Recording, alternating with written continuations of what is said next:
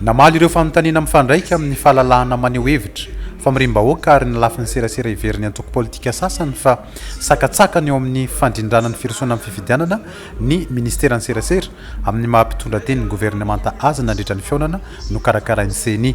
Tsy mpamoaka didim-pitsarana fa mpanaraka didim-pitsarana mivoaka ny fanapahan-kevitra rehetra raisina eny anivon'ny ministera isan-tokony.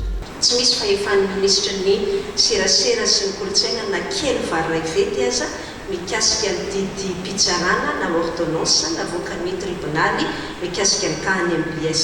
Ary mila jerena ny teneur amin'ilay ordonnance milaza hoe inona daholo no nanomeza ny fitsarana an'izay ordonnance izay. Tsy misy idiran'ny ministra ny serasera sy ny kolontsaina na kely tahaka an'iny azy ary tsy misy fitsabana mihitsy amin'ny raharaha-pitsarana. Malalaka amin'ny fisivanana nasafidy amin'izay hainao manjery tiany hiditra amin'ny fandraharahany amin'ny fanapahariana hainao manjery ny mpandraharaha misehatra amin'izany eto Madagasikara. Tsy miditra amin'ny fanapahan-kevitra amin'izany ny fitondram-panjakana raha namaly ny aian'ny filoham-pirenena teo Olomarika Karavalomanana mikasika ny tsy fahafahany hainao manjery miditra ao amin'ny orinasa iray mpanaparika sary sy feo eto Madagasikara.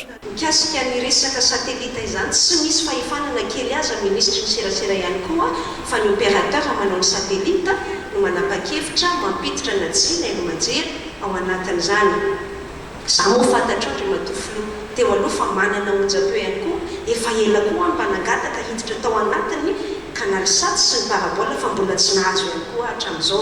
Karaha nanana le fahefana dia azo antoka fa mety ny nalo nampidiko taloha fa tsy afaka manana an'izay fahefana izay dia tsy mbola tafiditra ihany koa na neno manjery aza izay mba nangatahako hiditra tao anatin'izany.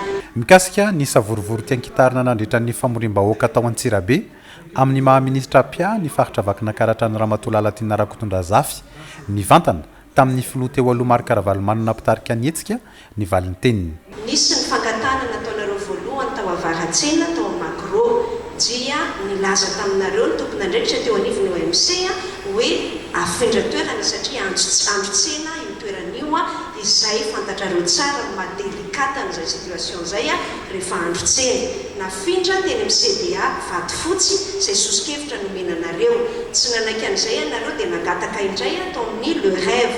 Tsy nanome alalana indray ny tompon'andraikitra atao amin'ny Le Rêve dia nangataka atao amin'ny espace rojo teny akaiky ny tsena kely. Nomena lalana soma tsara tompoko ny tao amin'ny espace rojo. Tsy tonga ianareo nahaka an'ilay autorisation tao amin'ny espace rojo fa nanao fanainina nandena keny Avaratsena. Rehefa nakany Avaratsena ianareo izay fantatrareo tsara zany fa tao amin'ny espace rojo nazahoanareo alalana dia nandena kany Avaratsena. Rehefa avy any Avaratsena moa ianao Andriamatofiloha dia lasa indray nakany amin'ny CDA vato fotsy izay fanalavinareo ihany. Ka izay dia teneniko hoe tsika hoe hifandamina sa hifampikorotana, tsika hoe hanaraka ny fandaminana sa hanao an'izay tany-kipitsika dia apetraka eo izay fanontaniana izay dia samy mandinika isika. Fepetrapetraky ny lalàna amin'ny fifidianana sy ny lalàna isan-tsokajiny mifandraika amin'ny serasera na fahalalahana maneho hevitra na famorim-bahoaka no mila samy hajain'ny mpanao politika raha samy mitovy tanjona hahatanteraka am-pilaminana ny fifidianana hatao eto amintsika.